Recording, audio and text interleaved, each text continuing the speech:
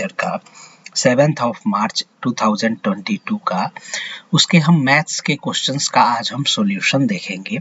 आइए, ये questions maths के क्वेश्चंस हैं। आइए एक एक करके इन क्वेश्चंस को हम देखते हैं। देखिए, पहला क्वेश्चन कहता है perimeter of a square is 36 centimetre more than it's sides, what is the area of the square. ठीक है, एक वर्ग का परिमाप उसकी भुजा से 36 सेंटीमीटर अधिक है। तो सबसे पहले हमने क्या किया कि उस वर्ग की जो भुजा होगी उसका लेंथ हमने a मान लिया। ठीक है, तो आप जानते हो किसी भी वर्ग या स्क्वायर का पेरीमीटर क्या होता है, 4a होता है। अब कहता है कि जो पेरीमीटर है या परिमाप है वो उसकी भुजा से 36 सेंटीमीटर अधिक है, यानी 4a माइनस a, ये क्या हो गया, ये परिमाप हो गया और ये उसकी भुजा का लेंथ, भुजा का की लंबाई हो गई, इज इक्वल टू 36, यानी 3a इज इक्वल टू 36। इससे क्या आया, हमारा a की वैल्यू हमारी आ गई 12 सेंटीमीटर, यानी स्क्वायर की भुजा की लेंथ क्या आ गई, 12 सेंटीमीटर। तो हमें उसका एरिया निकालना है, तो एरिया क्या होता है, a स्क्वायर होता है, भुजा का स्क्वायर होता है, यानी 12 का स्क्वायर क्या होगा, 144 सेंटीमीटर। कौन सा ऑप्शन करेक्ट है, डी ऑप्शन इज करेक्ट। आइए अगले क्वेश्चन की ओर चलते हैं। सेकंड क्वेश्चन कहता है a solid cylinder is melted to form solid cubes, radius of base of cylinder is 44 centimeter and its height is 14 centimeter. If the side of cube is 11 centimeter, then how many cubes will be formed? ठीक है, तो बेलन है, ठोस बेलन है, उसको पिघला करके घन बनाया गया है और बेलन के आधार की त्रिज्या 44 सेंटीमीटर है और उसकी ऊंचाई 40 सेंटीमीटर है और जो घन बन रहा है क्यूब, उसका भुजा का लेंथ क्या है, 11 सेंटीमीटर। तो कितने घन बनेंगे, तो सबसे पहले क्या कीजिए कि आप, हमको सिलेंडर का रेडियस पता है और हाइट पता है, तो हम इससे वॉल्यूम निकाल लें। ठीक है, तो वॉल्यूम क्या होता है, पाई आर स्क्वायर एच, यानी पाई और आर है 44 का स्क्वायर इंटू एच है 14, और जो वॉल्यूम, जितना वॉल्यूम का जो बेलन होगा उतने ही वॉल्यूम के आपके घन बनेंगे। अब लेकिन कितने घन बनेंगे, तो एक जो घन होगा जिसकी एक भुजा की लेंथ 11 सेंटीमीटर है, तो आप जानते हो क्यूब का वॉल्यूम क्या होता है, ए क्यूब होता है। ठीक है, भुजा का क्यूब होता है, यानी 11 का क्यूब हो जाएगा।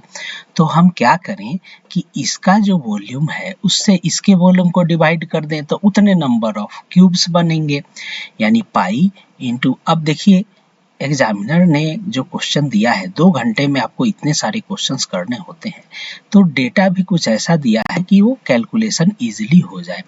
तो यहाँ पर क्या है, 44 इंटू 44 इंटू 14 और ये क्या है 11 इंटू 11 इंटू 11। अब 11 से ये 44 4 बार में जाएगा, ये भी 4 बार में जाएगा। अब आप एक 11 बच गया, यहाँ देखिए पाई है, पाई को आप क्या लिखते हैं 22/7, तो ऐसा लिख दीजिए। अब इस 7 से ये 14 चला जाएगा और ये 11 से क्या आ जाएगा, ये 2 बार में चला जाएगा, यानी कितना आया आंसर 64। तो टोटल नंबर ऑफ क्यूब कितने बनाए जा सकते हैं, 64 बनाए जा सकते हैं। कौन सा ऑप्शन करेक्ट है, ए ऑप्शन इज करेक्ट। अब आइए तीसरे क्वेश्चन की ओर चलते हैं। तीसरा क्वेश्चन बढ़िया क्वेश्चन है, आइए देखते हैं, रेशियो का क्वेश्चन है। कहता है A ratio B ratio C is equal to 2 ratio 3 ratio 6, then what will be the value of a by b ratio b by c ratio c by a। अब देखिए, तो ए बी सी का जो ratio है 2 3 6 है। ठीक है, तो ए की वैल्यू हमने 2 मान लिया, 2k। ठीक है, के क्या है, कांस्टेंट है। हम आपको समझाने के लिए ऐसा बता रहे हैं, एग्जाम में आपके पास इतना समय नहीं होता है, ये के वे मानने की जरूरत नहीं है, सीधे वैल्यू आप पुट करेंगे। ठीक है, तो ए की वैल्यू 2k हो गई, बी की वैल्यू 3k हो गई और सी की वैल्यू 6k हो गई। अब जो रेशियो दिया हुआ है, जो निकालना है A by B ratio B by C ratio C by A, इसमें क्या कीजिए, ए बी सी की वैल्यू पुट कर दीजिए। अब ये के और के कैंसिल हो जाएंगे, इसलिए के मानने की जरूरत नहीं है, हमने आपको बस समझाने के लिए दिखाया है, यानी 2/3 रेशियो 3/6/6/2। अब मेन चीज आता है कि हमारा आंसर किस में दिया हुआ है। तो आप देखोगे तो आंसर क्या है, फ्रैक्शन में नहीं है और यहाँ ये फ्रैक्शन में आ रहा है। तो इस रेशियो को हमें फ्रैक्शन हटाना है तो क्या करेंगे, उसके लिए तरीका ये है कि ये जो डिनोमिनेटर है 3, 6 और 2, इसका आप एलसीएम ले लीजिए। तो 3, 6 और 2 का एलसीएम क्या होगा, 6 आएगा। ठीक है, मैं उम्मीद करता हूँ कि आपको एलसीएम एचसीएफ ये सभी चीजें आती होंगी, और अगर एलसीएम एचसीएफ आपको समझना है तो आप हमारे राघव मैथ्स की एलसीएम एचसीएफ में जाकर के आप वीडियोस देख सकते हैं, काफी सारे वीडियोस मैंने डाले हैं। तो ये आया 6, ठीक है, एलसीएम आया 6। अब ये जो 6 एलसीएम आया उसको क्या कीजिए, ये जो फ्रैक्शंस हैं इनके ईच प्रत्येक के न्यूमरेटर से मल्टीप्लाई कर दीजिए। तो क्या हो जाएगा, प्रत्येक में मल्टीप्लाई कर दिया, कोई फर्क नहीं पड़ेगा, यानी 2 इंटू 6/3, 3 इंटू 6/6, 6 इंटू 6/2। तो ये क्या हो जाएगा, कट के आएगा 4:3:18। कौन सा ऑप्शन करेक्ट है, ए ऑप्शन इज करेक्ट। अब आइए हम चौथे क्वेश्चन की ओर चलते हैं। फोर्थ क्वेश्चन कहता है, a milk merchant buys 40 litres of milk at the rate of 50 per liter and mixes 12 liter of water in it. ठीक है, if he sells this mixture at the rate of 40 per liter, then what is the profit percentage? ठीक है, दूध का व्यापारी है, 50 रुपए प्रति लीटर की दर से दूध खरीदता है और 40 लीटर दूध खरीदता है और 12 लीटर पानी मिला देता है, और इसके बाद वो 40 रुपए पर लीटर की दर से बेचता है, तो लाभ परसेंटेज बताना है। तो सबसे पहले क्या है कि उसका कॉस्ट प्राइस क्या है, खरीद क्रय मूल्य क्या है। तो 40 लीटर दूध खरीदा 50 रुपए पर लीटर के रेट से, तो ये कितना हो गया, 2000 रुपीज। अब जब वो 40 लीटर में 12 लीटर मिला दिया तो उसका टोटल मिक्सचर कितने लीटर का हो गया, 40 + 12 यानी 52 लीटर्स हो गया ये उसका मिक्सचर। अब इस 52 लीटर्स को प्रत्येक को बेचेगा 40 रुपीज पर लीटर के हिसाब से।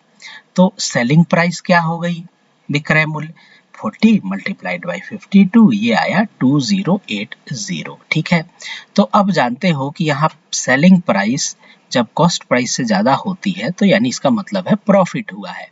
तो प्रॉफिट कितना हुआ, selling price minus cost price यानी 80 रुपीज का प्रॉफिट हुआ। तो प्रॉफिट परसेंट क्या होता है, तो आप जानते हो प्रॉफिट हमेशा कॉस्ट प्राइस के पे कैलकुलेट किया जाता है, यानी profit upon cost price multiplied by 100, यानी 80/2000 मल्टीप्लाइड बाई 100, ये कितना आ जाएगा 4%, यानी उसको प्रॉफिट कितना होगा 4%। कौन सा ऑप्शन करेक्ट है, बी ऑप्शन इज करेक्ट। अब आइए अगले क्वेश्चन की ओर चलते हैं। क्वेश्चन कहता है 60, बढ़िया क्वेश्चन है, ध्यान से समझिएगा, बहुत बढ़िया क्वेश्चन है। 60 kilogram of an alloy A is mixed with 80 kilogram of alloy B to get a new alloy. If alloy A has zinc and copper in the ratio 7:5 and alloy B has zinc and copper in the ratio 3:7, then what is the weight of zinc in the new alloy? तो पहला जो alloy है, मिश्र धातु है, उसमें copper और zinc का ratio क्या है, 7 और 5 का रेशियो है। ठीक है, और जो एलॉय है वो कितना किलोग्राम है, तो 60 किलोग्राम है। तो हम रेशियो मेथड से करेंगे तो 7 यूनिट और 5 यूनिट दोनों का सम करेंगे तो क्या आएगा, 12 यूनिट। अब ये जिंक और कॉपर से मिलकर ही तो ये एलॉय बना है, यानी ये 12 यूनिट किसके बराबर है, ये 60 किलोग्राम के बराबर है। तो एक यूनिट की वैल्यू क्या हो जाएगी, 60/12 यानी 5 किलोग्राम। अब हमें पहले एलॉय में जिंक की वैल्यू कितनी हो गई, जिंक का वॉल्यूम कितना हुआ, तो पहले एलॉय में जिंक 7 यूनिट है, यानी इसके वैल्यू क्या हो जाएगी 60/12 या फिर 5 लिख दीजिए मल्टीप्लाइड बाई 7 यानी 35 किलोग्राम। तो पहले एलॉय में जिंक हमने निकाल लिया 35 किलोग्राम। सिमिलरली हम दूसरे एलॉय में जिंक का वेट निकाल लें, तो दूसरा जो एलॉय है वो 80 किलोग्राम का है और उसमें जिंक और कॉपर का रेशियो क्या है 3:7, यानी टोटल वेट क्या हो गया 3 + 7 यानी 10 यूनिट। अब ये 10 यूनिट 80 किलोग्राम के बराबर है, तो एक यूनिट की वैल्यू आ गई 8 किलोग्राम। तो जिंक कितना है, जिंक है 3 यूनिट है, तो 3 यूनिट की वैल्यू क्या आ जाएगी 8 × 3 यानी 24 किलोग्राम। यानी एलॉय ए में है 35 किलोग्राम, एलॉय बी में 24 किलोग्राम जिंक है। जब मिला के हम तीसरा कोई एलॉय बनाएंगे तो उसमें जिंक कितना हो जाएगा 35 + 24 यानी 59 किलोग्राम। ठीक है, कौन सा ऑप्शन करेक्ट है, डी ऑप्शन इज करेक्ट। उम्मीद है आपको ये चीज समझ में आई होगी। आइए नेक्स्ट क्वेश्चन की ओर चलते हैं। नेक्स्ट क्वेश्चन कहता है, देखिए इस टाइप का जो क्वेश्चन है एग्जामिनर ने काफी दिमाग लगा करके ये क्वेश्चन सेट किया है। इस टाइप का क्वेश्चन पूछा जाता है इसमें, लेकिन क्वेश्चन कुछ अलग टाइप का होता है कि कुछ लोग गए और उनको इतना रुपया खर्च करना था, लेकिन उसमें से 4 लोग नहीं गए, तो फिर कॉस्ट इतना इतना बढ़ गया, तो फिर कितने नंबर ऑफ मेन थे ये बताइए। इस टाइप का क्वेश्चन आता है, लेकिन इस बार एग्जामिनर ने कुछ अलग सेट कर दिया है। आइए देखते हैं। कहता है a number of men went to hotel and each spent as many rupees as there were men. If money spent was rupees 17,424, then what is the number of men? ठीक है, तो किसी होटल में कुछ लोग गए और उन जितने लोग थे उतने ही रुपए प्रत्येक पर्सन ने खर्च किया। आप इस बात को समझिए कि अगर 40 लोग सपोज गए तो प्रत्येक ने 40 रुपए खर्च किया, अगर 50 लोग गए तो प्रत्येक ने 50 रुपए खर्च किया। यहाँ कहने का मतलब ये है, तो हम क्या करें, सबसे पहले मान लिया कि x नंबर ऑफ पीपुल गए, x नंबर ऑफ मेन गए वहां, तो प्रत्येक पर्सन कितना खर्च करेगा, तो x रुपया खर्च करेगा। तो जो अमाउंट 17,424 है उसको अगर हम जितना अमाउंट खर्च हुआ प्रत्येक व्यक्ति के द्वारा उससे डिवाइड कर दें, प्रत्येक व्यक्ति ने जितना खर्च किया उससे डिवाइड कर दें, तो टोटल नंबर ऑफ मेन आ जाएगा। लेकिन यहाँ पर amount spent by each main क्या है, x है, और टोटल नंबर ऑफ मेन भी x मान रखा है, यानी x² = 17424। तो x की वैल्यू क्या आ जाएगी √174 और 24। तो यहाँ पर क्या है, एग्जामिनर ने दो टेस्ट ले लिए। यहाँ पे अंडर रूट निकालना जो जिनको आता होगा, चूंकि टीचर का एग्जाम है तो अंडर रूट ये सभी चीजें वर्गमूल निकालना तो बच्चों को सिखाया जाता है, तो एग्जामिनर ने इसका भी टेस्ट ले लिया इसी बहाने। तो ये आप जब मैं ये एज्यूम करके चलता हूँ कि वर्गमूल निकालना आपको आता होगा, तो x की वैल्यू क्या आ जाएगी 132। टोटल नंबर ऑफ पर्सन्स या मेंस कितने हो गए 132। कौन सा ऑप्शन करेक्ट है, ए ऑप्शन इज करेक्ट। आइए अब हम अगले क्वेश्चन की ओर चलते हैं। ये भी क्वेश्चन बढ़िया है, क्वेश्चन को देखते हैं। क्वेश्चन कहता है two cars start at the same time from one point and move along two different roads at right angle to each other. Their speeds are 18 km/h and 72 km/h respectively. What will be the distance between them after 6 seconds? तो देखिए क्या है कि दो car है, ठीक है, और एक ही पॉइंट पे थे, दोनों एक दूसरे के क्या है 90 डिग्री पे मूव कर रहे हैं, ठीक है, राइट एंगल पे दोनों ने मूव करना शुरू किया। एक की स्पीड 72 km/h है, दूसरे की स्पीड 18 km/h है।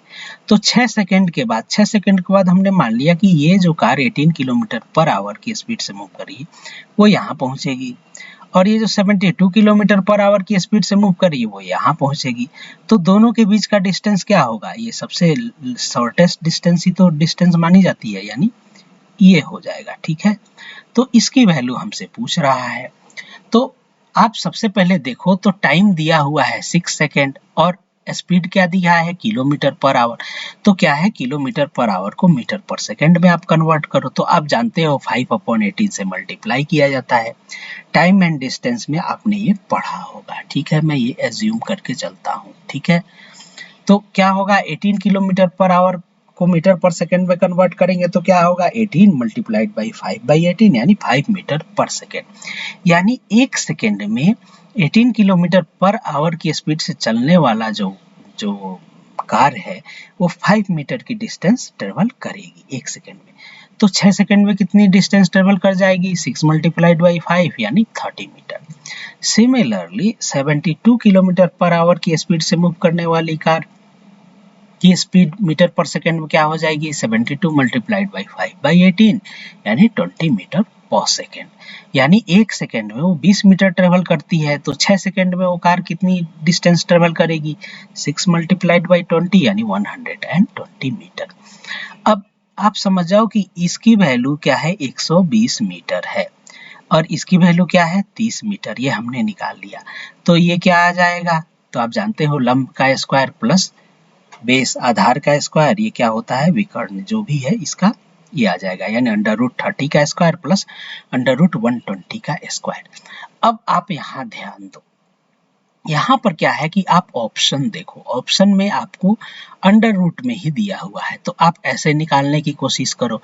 तो यहाँ देखो 30 है और यहाँ पर क्या है 120 का स्क्वायर है, तो क्या है इसमें से 30 को कॉमन निकालने की कोशिश कीजिए आप, यानी 30 का स्क्वायर प्लस 30 मल्टीप्लाइड बाई 4 का स्क्वायर यानी 30 स्क्वायर यानी 30 कॉमन आ जाएगा।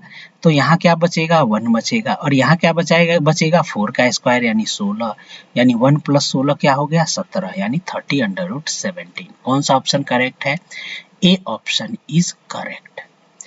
तो आइए अगले क्वेश्चन की ओर चलते हैं। नेक्स्ट क्वेश्चन कहता है if x gets 40% more marks than y then by what percentage marks of y are less than the marks of x। देखिए ये परसेंटेज का क्वेश्चन कंफ्यूज करने वाला क्वेश्चन होता है और बेसिक क्वेश्चन होता है, ठीक है, और इस टाइप के क्वेश्चन छोटे मोटे एग्जाम्स में पूछे ही जाते हैं। तो आइए इसको देखते हैं। तो मार्क्स ऑफ y जो है वो लेस देन x है, ठीक है। तो यहाँ सबसे छोटा मार्क्स सबसे कम मार्क्स किसके हैं, मार्क्स कम किसके हैं y के हैं। तो हम क्या करेंगे कम मार्क्स वाले की वैल्यू हमने मान लिया कि उसका मार्क्स 100 है, तो x का मार्क्स कितना है 40% मोर देन x है, तो ये कितना हो जाएगा x का मार्क्स 140 हो जाएगा। अब कहता है कि by what percent marks of y are less than x, यानी y का मार्क्स x से कितना परसेंट कम है, यानी x के रिस्पेक्ट में निकालना है। तो y का मार्क्स कितना कम है, तो 140 x का मार्क्स माइनस y का मार्क्स 100 और किसके रिस्पेक्ट में निकालना है x के रिस्पेक्ट में निकालना है, यानी 140 माइनस 100। ये चीज आपको लैंग्वेज में समझनी पड़ेगी अच्छे से, यानी 140 माइनस 100 अपॉन 140 मल्टीप्लाइड बाई 100, ये क्या आ जाएगा 40 अपॉन 140 मल्टीप्लाइड बाई 100 यानी 200/7% यानी क्या आ जाएगा 28.57%। कौन सा ऑप्शन करेक्ट है, ए ऑप्शन इज करेक्ट। अब आइए अगले क्वेश्चन की ओर चलते हैं। ये सिंपल इंटरेस्ट का क्वेश्चन है। देखिए सिंपल इंटरेस्ट कंपाउंड इंटरेस्ट अगर आपको अच्छे से समझना है तो आप हमारे राघव मैथ्स के यूट्यूब चैनल में जाके वीडियोस देख सकते हैं, ढेर सारे वीडियोस मैंने डाले हैं, आपका कंसेप्ट बिल्कुल क्लियर हो जाएगा। क्वेश्चन कहता है simple interest received by a person in 15 years on a principal is 180% of the principal. What is the annual rate of interest? ठीक है, तो अब इस क्वेश्चन को देखिए, बहुत इसमें क्या है कि हम क्या करें, सबसे पहले हम क्या करते हैं कि मान लिया प्रिंसिपल अमाउंट P जो है वो 100 है, तो कहता है कि 15 साल में 180% का उसका सिंपल इंटरेस्ट बना। तो उसका सिंपल इंटरेस्ट कितना हो गया 100 प्रिंसिपल है तो 180 सिंपल इंटरेस्ट हो गया। अब टाइम भी दिया हुआ है 15 साल, तो हमें निकालना क्या है रेट, सिंपल फॉर्मूले में बिठा दीजिए, simple interest is equal to क्या होता है principal multiplied by rate multiplied by time upon 100। रेट क्या हो जाएगा simple interest multiplied by 100 upon P into T यानी 180 multiplied by 100 upon 100 into time 15, ये क्या आ गया 12% पर एनम। ठीक है, कौन सा ऑप्शन करेक्ट है, ए ऑप्शन इज करेक्ट।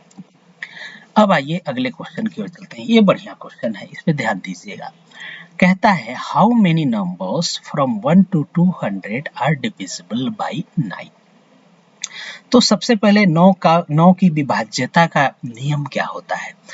अगर कोई भी नंबर 9 से डिविजिबल है तभी होगा जब उसके सम ऑफ डिजिट्स जो हैं वो 9 से विभाज्य हों। जैसे 198 है तो इसके 3 डिजिट्स हैं, 1 है, 9 है और 8 है। इन तीनों का सम क्या होगा? 9 और 1 10 और 8 18। 18 जो है 9 से डिवाइड हो जाएगा, तो यानी 198 भी 9 से डिविजिबल है। ठीक है, तो सबसे पहले 1 से 200 के बीच में कितनी संख्याएं हैं जो हमें निकालना है, तो आगे हम उनको लिख लें ऐसे सीरीज के फॉर्म में। तो 9 9 दूनी 18 और 27, और अब सबसे लास्ट कौन सी संख्या 9 से डिविजिबल होगी? तो ये 198 होती है। जब आप सम करेंगे 199 करेंगे तो ये आ जाएगा 19। ठीक है, 199 यानी 10 + 9 19। अब ये 198 जब सम करेंगे तो ये 18 आएगा, यानी ये 18 डिविजिबल है, यानी 198। तो उससे एक कम संख्या क्या होगी? इससे 9 घटा दीजिए, 198 से 9 189 हो जाएगी। तो ऐसे करके ये सीरीज आ गई। अब आप इस सीरीज पे गौर कीजिए, तो ये क्या है? ये एक एपी की सीरीज है, अरिथमेटिक प्रोग्रेशन की सीरीज है। ठीक है, जिसका फर्स्ट टर्म क्या है? 9 है, लास्ट टर्म क्या है? 198 है, और कॉमन डिफरेंस क्या है? तो a2 - a1 यानी 18 - 9 यानी 9 है सब। ठीक है, तो हमें क्या है? टोटल नंबर ऑफ टर्म्स निकालने हैं। तो आप जानते हो nth टर्म कैसे निकलता है? फॉर्मूला होता है a first term plus total number of terms n यानी n - 1 इंटू d। ये क्या है? कॉमन डिफरेंस है। ठीक है, तो nth टर्म क्या है? 198 है, इज इक्वल टू a यानी 9 है plus n - 1 into d। Common difference क्या है? 9 है। तो ये क्या हो जाएगा? 9 इधर जाएगा, सब्ट्रैक्ट होगा 189, और ये क्या है? ये 9 से ये 9 डिवाइड हो जाएगा, इज इक्वल टू n - 1। तो ये क्या हो जाएगा? ये आपका आएगा 21। ठीक है, 9 दूनी 18 और 1 21, और ये 1 इधर आएगा तो 21 + 1 22 हो जाएगा। यानी टोटल नंबर ऑफ संख्याएं कितनी होंगी 1 से 200 के बीच में जो 9 से विभाज्य हों? तो टोटल 22 संख्याएं होंगी। ठीक है, बी ऑप्शन इज करेक्ट। अब आइए अगले क्वेश्चन की ओर चलते हैं। क्वेश्चन कहता है the average of 19 numbers is 37. If we add number b in each number, then the average becomes 59. What is the value of b? ठीक है, तो सबसे पहले आप ये देखिए कि 59 एवरेज बन जाता है। ठीक है, जब b प्रत्येक संख्याओं में b को अगर हम जोड़ देते हैं, तो b को जोड़ देते हैं लेकिन नंबर ऑफ संख्याएं तो 19 ही रहेंगी, यानी एवरेज का सम क्या हो जाएगा? 59 मल्टीप्लाइड बाई 19, यही तो होगा एवरेज का सम। तो हम ये लिख सकते हैं 59 मल्टीप्लाइड बाई 19, ये किसके बराबर होगा? इनिशियली 19 नंबर्स थे और 37 एवरेज था, तो वो उसका टोटल सम इतना होगा, प्लस प्रत्येक नंबर में क्या है? प्रत्येक ये नंबर में b ऐड किया गया है, यानी 19 नंबर है और उसमें b ऐड किया गया है, यानी 19 मल्टीप्लाइड बाई b। ये टर्म समझने लायक है। ठीक है, तो ये क्या हो जाएगा? तभी तो इसके बराबर होगा। ठीक है, पहले इसका टोटल सम इतना था और इसके बराबर कब होगा? जब प्रत्येक नंबर में हम क्या करें? प्रत्येक नंबर में b ऐड करें, यानी 19 नंबर है तो यानी 19 मल्टीप्लाइड बाई b। तो ये क्या हो जाएगा? आप देखिए 19 19 तीनों में कॉमन है, इसलिए मैंने क्या किया? अब इन 19 19 को कैंसिल कर दीजिए, तो b की वैल्यू क्या आ जाएगी? 59 - 37 यानी ये 22। कौन सा ऑप्शन करेक्ट है? B option is correct. आइए अगले क्वेश्चन की ओर हम चलते हैं। ये क्वेश्चन भी बढ़िया है, इस टाइप के क्वेश्चन खूब पूछे जाते हैं। What is the greatest number that will divide 76, 310 and 463, leaving the remainder 4 in each case? अब देखिए, आप इस चीज को बहुत ध्यान से समझें कि 4 रिमाइंडर प्रत्येक केस में बचता है। ठीक है, तो सबसे पहले हम क्या करें? 76, 310 और प्रत्येक में से 4 सब्ट्रैक्ट कर दें, तो ये आया 72, 306 और 459। अब कहता है कि ग्रेटेस्ट नंबर कौन सा होगा जो इन तीनों को अब ये जो नंबर तीनों हुए ना, ये इनके लिए हमें वो ग्रेटेस्ट नंबर फाइंड आउट करना है जो इन तीनों को डिवाइड कर सके। ठीक है, तो ये क्या होगा? एचसीएफ होगा, हाईएस्ट कॉमन फैक्टर निकालना होगा हमें। तो अब एचसीएफ कैसे निकालते हैं? तो इसके बहुत सारे मेथड होते हैं। आप हमारे एलसीएम एचसीएफ जो हमने राघव मैथ्स में अपलोड किया है, उसको आप जरूर से देखें। मैंने ईच टाइप के क्वेश्चंस डिस्कस किए हैं। ठीक है, तो मैं 2 मेथड बताता हूँ। ठीक है, पहला मेथड ये है कि इस टाइप से आप लीजिए, आप इसको डिवाइड कीजिए तो आपको दिख रहा है कि ये सम ऑफ नंबर्स 3 से डिविजिबल है, यानी ये 3 से तीनों डिविजिबल है। तो उसी नंबर से आप डिवाइड कीजिए जिससे ये सारी संख्याएं डिविजिबल हो, ठीक है। तो 3 से क्या है, ये 72, 306, 459 तीनों डिविजिबल है। तो क्या आ जाएगा, 72 को डिवाइड करेंगे तो 24 आएगा, 306 को डिवाइड करेंगे 102, 459 को डिवाइड करेंगे 153। अब ये क्या, ये तीनों अगर 3 से डिविजिबल हो तभी डिवाइड कीजिए, तो ये फिर 3 से तीनों डिविजिबल है, तो ये क्या आ जाएगा 8, 34, 51। लेकिन अब क्या, ये तीनों किसी और नंबर से डिविजिबल हैं, तो आप कहेंगे कि ये 2 से तो ये दोनों डिविजिबल है, लेकिन ये नहीं है, ठीक है। और 3 से सिर्फ ये डिविजिबल है, ये 2 नहीं है, यानी आगे ये किसी से डिविजिबल नहीं है। तो सिर्फ ये जो 2 नंबर्स हैं इधर वाले, यही हाईएस्ट कॉमन फैक्टर है। ये एलसीएम निकालने का तरीका मैं नहीं बता रहा हूँ, ये एचसीएफ निकालने का तरीका बता रहा हूँ, ठीक है। यानी 3 × 3 यानी एचसीएफ क्या आ जाएगा, 9 हो जाएगा, ठीक है। कौन सा ऑप्शन करेक्ट है, ए ऑप्शन इज करेक्ट। या फिर फैक्टर कर लीजिए, 72 का फैक्टर 9 × 8 = 72, यानी 333 × 222, 306 का 332 और 17, ठीक है। और 459 का 3 × 3 × 3 × 17। अब आप इसमें ये देखिए कि कौन सा हाईएस्ट कॉमन फैक्टर है, तो 3 × 3 इसमें भी है, इसमें भी है और इसमें भी है, ठीक है। इसके अलावा तो और कोई बड़ा नहीं है कुछ भी, तो यानी क्या हो जाएगा, हाईएस्ट कॉमन फैक्टर 9 हो जाएगा, ठीक है। तो आइए अगले क्वेश्चन की ओर चलते हैं।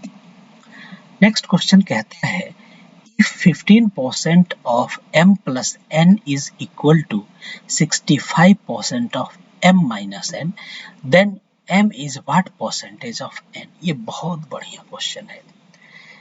तो 15% of m plus n is equal to 65% of m minus 1, यानी 15/100 into m plus 1 is equal to 65/100 into m minus 1, यानी m upon n divided by m minus n is equal to क्या हो जाएगा, 65/15 यानी 13/3।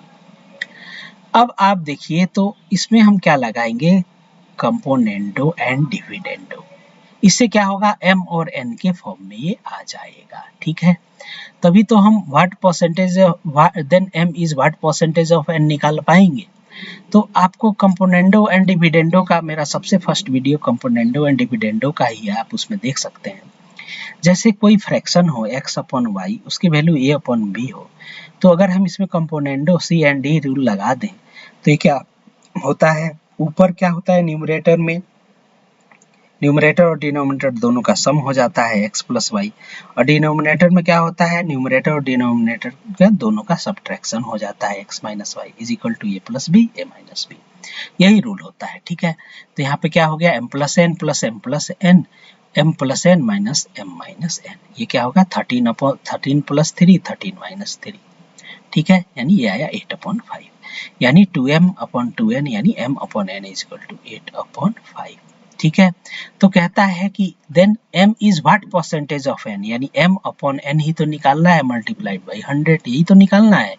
m is what percentage of n, n के respect में निकालना है, यानी m/n मल्टीप्लाइड बाई 100 यही निकालना है, यानी 8/5 मल्टीप्लाइड बाई 100, ठीक है। कितना आ गया, 160%। कौन सा ऑप्शन करेक्ट है, ए ऑप्शन इज करेक्ट, ठीक है।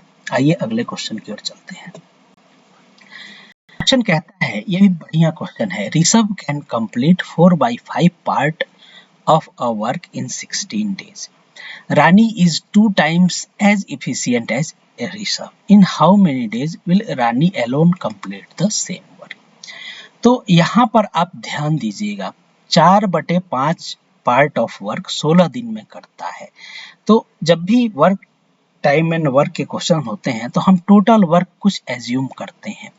तो 4/5 ऑफ वर्क 16 दिन में कंप्लीट करता है, यानी फ्रैक्शन में 5 है, तो हम टोटल वर्क कुछ ऐसा एज्यूम कर लें कि जिससे ये 5 कैंसिल आउट हो जाए। तो हमने क्या किया कि मान लिया कि टोटल वर्क 50 यूनिट है, ठीक है। मानने में, एज्यूम करने में कोई प्रॉब्लम नहीं है। तो 4/5 वर्क वो क्या करता है, 50 यूनिट का 4/5 वर्क 16 दिन में करता है, तो वो टोटल कितना वर्क किया, 4/5 मल्टीप्लाइड बाई 50 यानी 40 यूनिट्स ऑफ वर्क जो ऋषभ जो है वो 16 डेज में करता है। तो इससे क्या है कि ऋषभ की इफिशियंसी आप निकाल सकते हो, ठीक है। तो ऋषभ की इफिशियंसी क्या हुई, 40 यूनिट का वर्क करता है 16 दिन में, यानी आप जानते हो इफिशियंसी क्या होता है, total units of work divided by number of days required to do that work, ठीक है। तो यानी 40 यूनिट का वर्क है और उसको 16 दिन में करता है, यानी कि इफिशियंसी ऑफ ऋषभ क्या होगा, 5/2 हो गया। अब कहता है कि रानी जो है वो 2 टाइम्स इफिशियंट एज ऋषभ है, यानी 2 मल्टीप्लाइड बाई 5/2, रानी का इफिशियंसी क्या हो जाएगा, 2 मल्टीप्लाइड बाई 5/2 यानी 5 हो जाएगा, ठीक है। अब कहता है कि रानी उस कार्य को कंप्लीट करने में कितना दिन लगाएगी, तो टोटल यूनिट तो क्या होता है, टोटल नंबर ऑफ डेज क्या होता है, total units of work divided by efficiency, यानी total units of work 50 unit हमने मान रखा है 50, और रानी की इफिशियंसी अभी हमने निकाली 5 है, यानी क्या होगा 50/5 यानी 10 डेज हो जाएगा। कौन सा ऑप्शन करेक्ट है, ए ऑप्शन इज करेक्ट। देखिए इफिशियंसी का मतलब होता है कि अगर जो भी टाइम यूनिट में दिया हुआ है, यहाँ नंबर ऑफ डेज में दिया है, यानी एक दिन में 5 यूनिट कार्य करेगी, ठीक है, इसका मतलब यही होता है, ठीक है। अब अगले क्वेश्चन की ओर चलते हैं।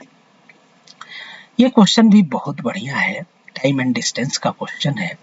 कहता है अ train starts at 3 PM from Mumbai and move towards Ahmedabad at the speed of 35 kilometre per our. Another train starts from Ahmedabad at 5 PM and move towards Mumbai at a speed of 45 km per hour.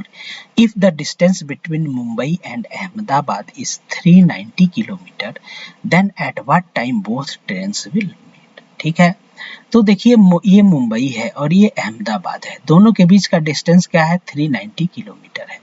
अब मुंबई से ये train चलती है 35 kilometre per our से, लेकिन time क्या है, 3 PM है, और अहमदाबाद से जो ट्रेन चल रही है वो 5 बजे चल रही है 45 किलोमीटर पर आवर। तो 5 बजे तक ये ट्रेन मुंबई से जो चली है वो कितना डिस्टेंस ट्रेवल कर ली होगी, हमने मान लिया x डिस्टेंस ट्रेवल कर ली होगी। तो 2 घंटे हैं, 3 बजे से 5 बजे के बीच के डिस्टेंस में 2 घंटे में 35 किलोमीटर पर आवर की स्पीड से कितना डिस्टेंस ट्रेवल किया। तो सॉरी यहाँ पर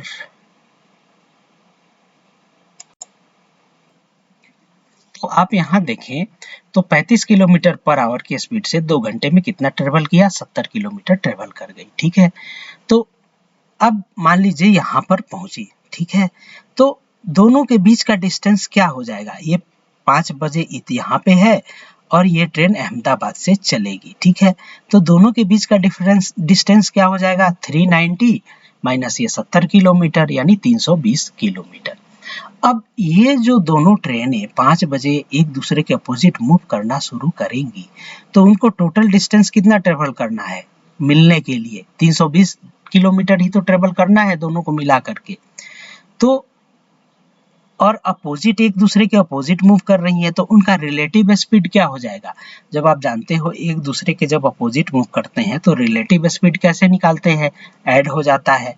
और अगर एक दूसरे के साथ अलोंग मूव करते तो बड़े वाले इसमें से छोटे वाले को सब्ट्रैक्ट करते हैं, यानी यहाँ पे क्या है, रिलेटिव स्पीड हो जाएगी 35 + 45 80 किलोमीटर पर आवर। और ट्रेवल कितना करना है, 320 किलोमीटर ट्रेवल करना है, यानी 320 डिवाइडेड बाई 80, ये कितना आया, 4 आवर्स आया। यानी 5 बजे के बाद 5 बजे से जब चलना शुरू करेंगी दोनों ट्रेनें, तो 4 घंटे के बाद कहीं पे जाके यहाँ चाहे वहाँ कहीं मिलेंगी। तो वो टाइम क्या हो जाएगा, 5 + 4, 5 बजे से 4 घंटे और जोड़ लीजिए यानी 9 PM, यानी 9 बजे वो ट्रेनें जाकर के मिलेंगी। तो कौन सा ऑप्शन करेक्ट होगा, डी ऑप्शन इज करेक्ट। देखिए इसमें कुछ क्वेश्चंस मैंने ऐड नहीं कर पाया हूँ क्योंकि वो कुछ क्वेश्चंस क्लियर नहीं थे, लाइन ग्राफ के क्वेश्चंस थे, ये जो कुछ मैंने नहीं ऐड कर पाया हूँ बाद में ऐड कर दूंगा। आप हमारे चैनल राघव मैथ्स को सब्सक्राइब करें। Thank you very much.